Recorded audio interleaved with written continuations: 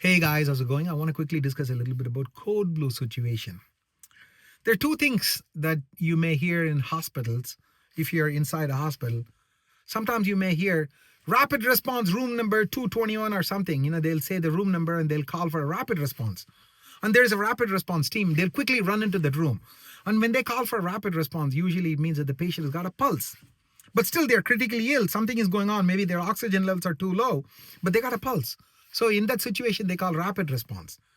But sometimes they call for rapid response, and then within a minute they say like, "Hey, change rapid response to code blue," and they'll announce it on the overhead system, and that means that now that rapid response has gotten escalated to code blue, and code blue means the patient lost the pulse, and when you lose the pulse, that's death, right? Normally, that's what you would think, but once they announce code blue, then the code blue team, they run into the patient's room. It is doctors, nurses, techs, and house supervisors.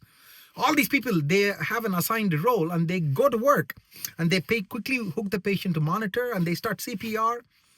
And it's amazing to see them work. And when they hook them to a monitor, you may find, in fact, most of the patients, you find that there's still electrical activity going on. And a common rhythm that can make a patient pulseless is ventricular fibrillation, which means the heart is just fibrillating. It's just beating too fast, like 400 times a minute or 500 times a minute.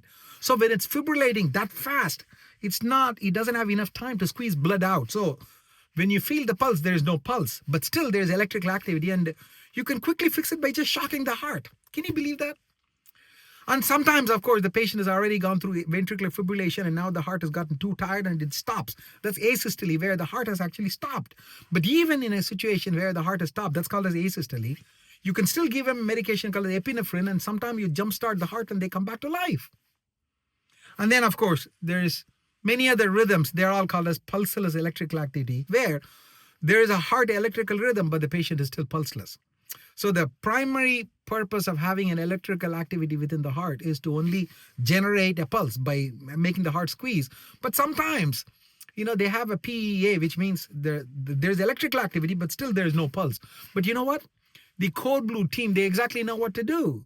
They keep on doing CPR, they give medications, they intubate the patient, and they may have to give emergent blood. They may have to give a lot of, fluids. So it's amazing how there is just hope always.